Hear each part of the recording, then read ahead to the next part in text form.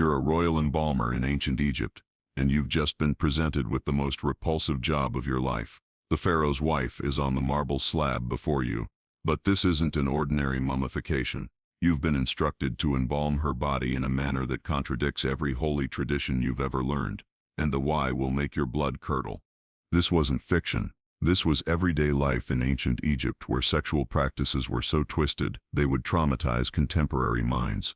You think you know about Egyptian history, the golden riches, the wonderful pharaohs, the enigmatic pyramids. Here's what they don't show you in school. Ancient Egypt boasted sexual practices so vile that Victorian archaeologists buried the proof literally, where royal children were tortured with atrocious cruelty by members of their own families, and where religious ceremonies became week-long orgies of violence and sexual anarchy. What I'm about to demonstrate will make you challenge everything you believed you knew about one of history's greatest civilizations, because what the truth is of Egyptian intimate habits is so vile that museums globally attempted to conceal the proof for more than a century. Between 3100 BCE and 30 BCE, along the rich banks of the Nile, Egyptians evolved a practice that would astonish even the most enlightened modern brains. This had nothing to do with personal gratification or religious ritual. It was concerned with cosmic mastery, divine authority, and the systematic employment of sexuality as an instrument of political control. The pharaohs were not only kings, they were deities living, whose close performance was thought to directly influence the fertility of the Nile, the bounty of the harvests, and the perpetuation of Egyptian civilization itself. This put immense pressure on demonstrating divine virility in ever more extravagant shows. The proof lies in temple inscriptions tourists never get to see, papyrus records detailing activities too frank for museum exhibition, and archaeological finds deliberately hidden from the public by Victorian scholars. When early 19th century archaeologists first dug up explicit imagery in Egyptian tombs and temples, they were so appalled that they either destroyed the evidence or sequestered it in private collections. Egyptian culture was based on the assumption that sexual energy was cosmic energy. Any act of lovemaking could be a religious ritual. Any orgasm, a dialogue with the gods. Any sexual position, a prayer. This system of belief produced a society in which the distinctions between worship and intimacy, between religious obligation and personal gratification simply dissolved. But all this cosmic sexuality had a shadow. Children born into upper-class families were caught in an environment that viewed their bodies as objects of religious property. Slaves within the household experienced coercive sex that was deemed not only legal but religiously mandated. And when things went wrong, when the Nile didn't flood or crops failed, the sexual practices became increasingly desperate and violent. The discovery that changed everything happened not in some dramatic tomb excavation, but in a quiet laboratory in 1925. Howard Carter's team was conducting the first detailed examination of Tutankhamun's mummy when they noticed something that would haunt Egyptology for the next century. The genitals of the boy king were absent, not bruised, not rotted, but surgically excised with the expertise of a trained doctor. The incisions were neat, methodical, and had all the appearances of being carried out soon after death as part of the mummification ritual. But Tutankhamun was not alone. When more royal mummies were analyzed with ever more advanced methods, a sinister trend manifested. Several pharaohs and nobles displayed evidence of genital removal or alteration. Some had been totally castrated. Others exhibited indications of enlargement procedures where foreign objects were introduced. The most surprising revelation was found in the tomb of a named prince from the 18th dynasty. His mummy exhibited not only missing genitals, but evidence that the process had been carried out when he was alive. Medical examination of the bone structure and tissue indicated continued. This was no punishment or accident, but an intentional religious process. Ancient Egyptian writings started to make the disturbing sense. Instances of making the dead more perfect for the afterlife, accounts of preparing the body for immortal service to the gods, and guidance on altering the deceased to allow the proper functioning spiritually in the next world. The implications were mind-boggling. If the Egyptians were regularly altering the genitals of their deceased, what did this reveal about their views toward sex in the human form? Were these alterations strictly post-mortem, or did they indicate practices carried out on the living as well? But perhaps most shocking of all was the deliberate manner in which Victorian archaeologists had suppressed this evidence. When early Egyptologists first found explicit sexual imagery or indications of genital modification, they did not simply look away, they actively covered it up, taking artifacts out of public sight and censoring descriptions from official publications. For more than a century, the reality of Egyptian sexual activity has been hidden not by ancient discretion, but by modern embarrassment and Victorian modesty that could not be reconciled with what the evidence clearly indicated. But missing genitals were only the start of what archaeologists unearthed. The Egyptian sexual management system worked through a hierarchical system that regulated all sides of intimate life. Right at the top were the pharaohs whose sexuality was deemed essential to Egypt's very existence. Below them, nobles and priests were under immense pressure to demonstrate their worthiness by sexual exhibition and religious piety. Domiciled at the bottom were household slaves, especially children, who suffered systematic abuse that was religiously ordained, as well as tolerated.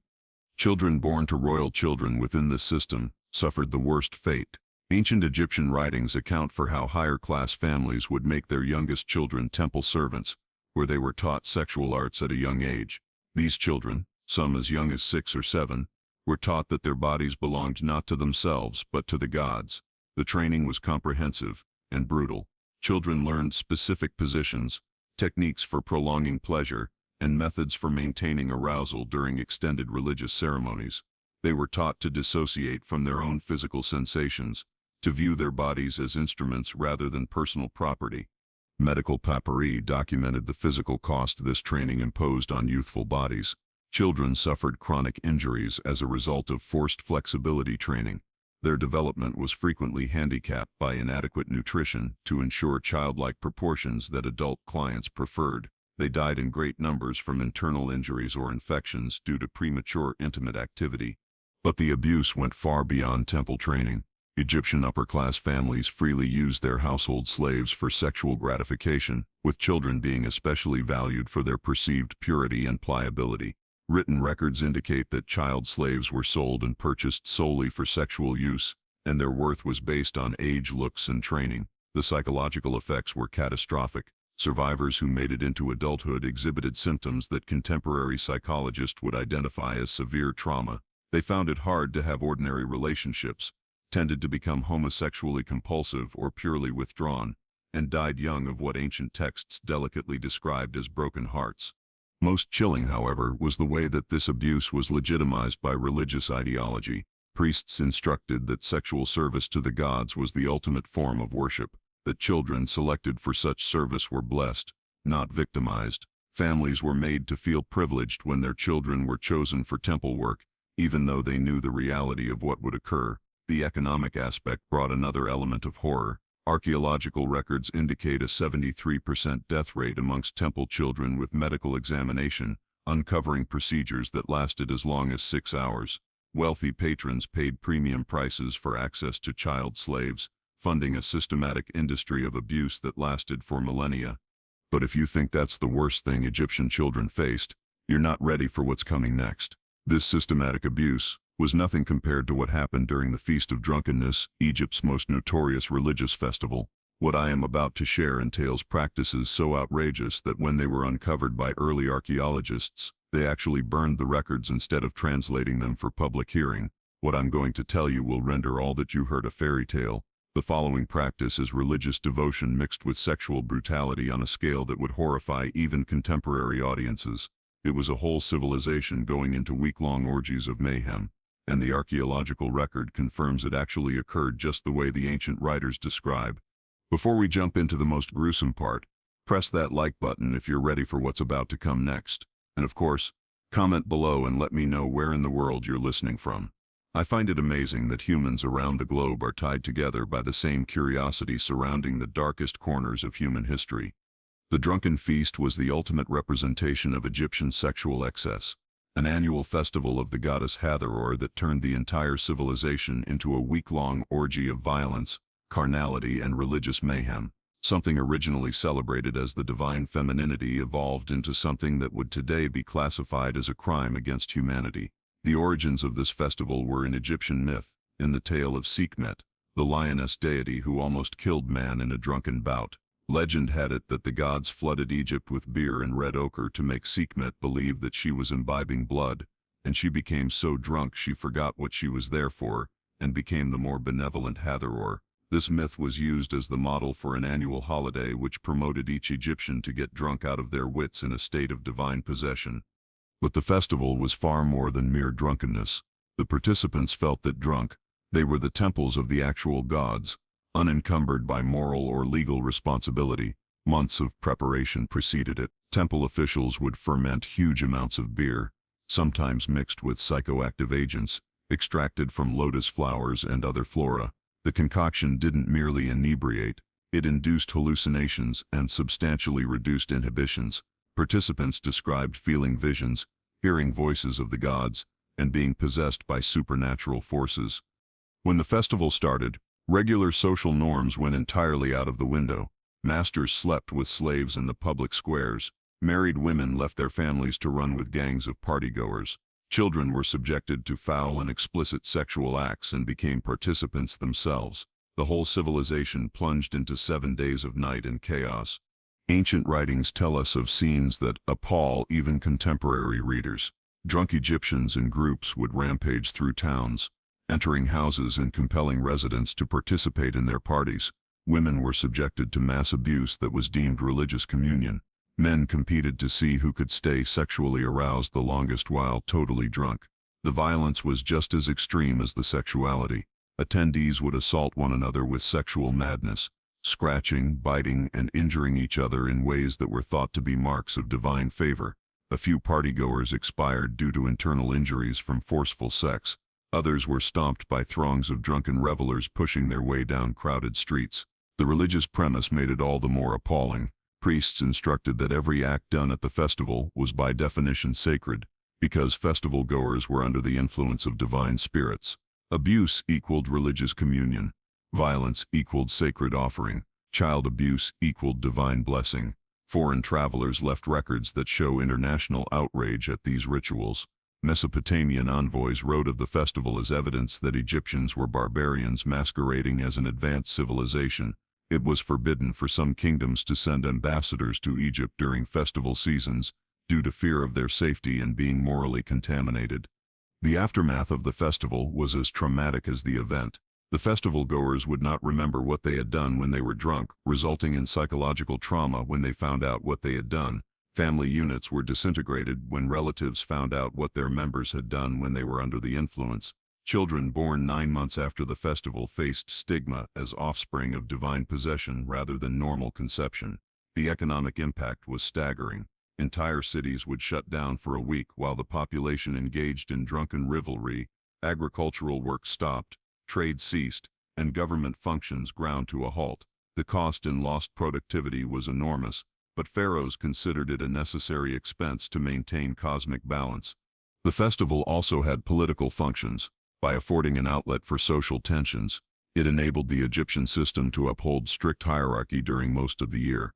Citizens might defy authority, masters might be insulted by slaves, and conventions might be broken, but only during this well-contained time of disorder. Archaeological records verify the intensity of these festivals. Temple site excavations show specialized chambers for group sex with elements that indicate the presence of violent and degrading activities. The physical findings are consistent with the gruesome reports bequeathed by old authors. The institutional breakdown of Egyptian sexual culture started in the Ptolemaic era, when Greek leaders sought to impose Mediterranean values on Egyptian religious culture. The conflict between Greek rationality and Egyptian sexual mysticism produced a crisis that ultimately killed both systems. Ptolemies, though foreign masters, could not help but join Egyptian religious celebrations to keep themselves in power with their people. But their Greek sensibilities were appalled at the drastic sexual conducts they found. Cleopatra. I tried to reform the Feast of Drunkenness, shortening its length and placing restrictions on the violence and on-street sexuality. These changes provoked a religious crisis. Egyptian priests claimed that changing the festival would offend the gods and result in cosmic catastrophe. They cited natural catastrophes, military reverses, and economic issues as proof that the gods already were displeased with foreign intrusion in sacred ritual. The crisis was at its height during the rule of Cleopatra Therese, who had the impossible job of meeting Egyptian religious expectations and Roman political requirements. Egyptian sexual behavior was scandalized by Roman observers as proof of barbarism and moral corruption. Egyptian priests, however, threatened to revolt if ancient festivals were completely abandoned. Cleopatra's compromise was to hold private versions of the festivals for Egyptian religious leaders, while projecting a more austere public image in front of Roman crowds. This compromise pleased no one, and bred a culture of hypocrisy that undermined Egyptian religious authority and Roman political authority. Child abuse became even more organized during this time as desperate leaders attempted to demonstrate their commitment to Egyptian custom without leaving evidence behind that could be discovered by the Romans.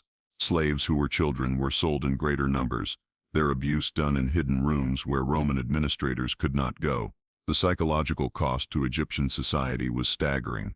Generations of kids had grown up in a culture that made sexual violence and religious extremism the norm. When outside pressure finally compelled alterations in these practices, numerous Egyptians suffered from a kind of cultural trauma.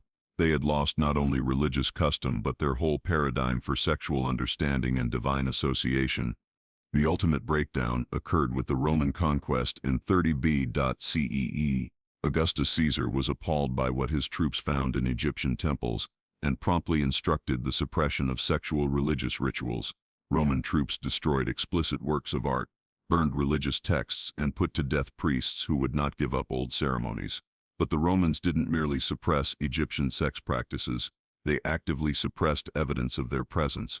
Temples were cleared of explicit ornamentation, detailing sexual rituals were incinerated, and even religious sexuality-specific architecture was destroyed or concealed. The children who had been caught in this system suffered a particularly tragic destiny. Many had been so well trained for sexual service that they couldn't convert to ordinary life. Roman reports tell of former temple children who committed suicide rather than endure a world in which their only perceived worth had been negated. The survivors bore trauma that impacted Egyptian society for generations. The organized sexual abuse had produced patterns of belief and behavior that could not be simply erased by political domination. Roman governors reported ongoing problems with underground sexual cults, child trafficking networks, and religious movements that tried to restore traditional practices in secret. But even the Romans couldn't destroy all the evidence. What they left behind would shock Victorian archaeologists into creating the greatest cover-up in archaeological history. The systematic concealment of Egyptian sexual practices began not with ancient conspiracies, but with Victorian moral sensibilities that couldn't handle the archaeological truth. When 19th-century explorers first encountered explicit sexual imagery in Egyptian tombs and temples, they faced a cultural crisis that shaped Egyptology for the next century and a half. The pattern was established early. When Giovanni Belzoni found overtly sexual wall paintings in the tomb of Sis in 1817, he instructed them to be covered with plaster instead of being recorded. The published report told of the tomb containing lovely religious scenes while entirely avoiding mention of the explicit sexual material which covered a number of chambers. This became standard procedure during the Victorian period. Auguste Marat, the founder of the Egyptian Antiquity Service, kept private collections of Frank artifacts that were never shown publicly. When the Cairo Egyptian Museum was founded, whole types of artifacts were consigned to restricted storage spaces only available to male scholars. Suppression was not limited to imagery. Victorian translators regularly censored sexual material from ancient texts, substituting frank descriptions with circumlocutions or simply cutting out whole passages. The renowned Ears' Papyrus, perhaps the greatest of ancient Egyptian medical texts, contained more than 40 sections of sexual practices that weren't translated until the 1970s. Most appalling of all was the deliberate destruction of evidence. British archaeologist Flender Petrie freely admitted to the destruction of artifacts he deemed too obscene for public viewing. His diaries detailed the burning of papyri, the smashing of statues, and the breeding of artifacts showing sexual activity he couldn't bring himself to record. The cover-up spread to the academic community. Universities declined to finance research into Egyptian sexuality as being inappropriate for academic study. Students interested in the subject matter were discouraged or expelled. Academic publications turned down articles that touched on sexual behavior, even when they were well grounded on solid archaeological facts. Museums created sophisticated mechanisms of concealment for sexually explicit artifacts. The British Museum, for example, has more than 2,800 repressed Egyptian artifacts warehoused in locked-off areas, identified as only miscellaneous pottery, or decorative items. The Lou was as recently as 2019 caught concealing newly excavated potpourri from the public. Even Wikipedia entries about these subjects mysteriously are sealed against editing.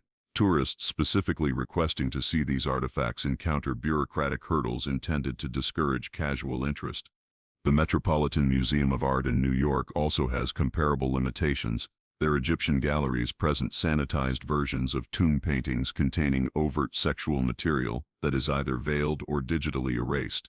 The original artwork is stored away, only to be seen by researchers who are able to establish genuine academic need and comply with strict confidentiality conditions.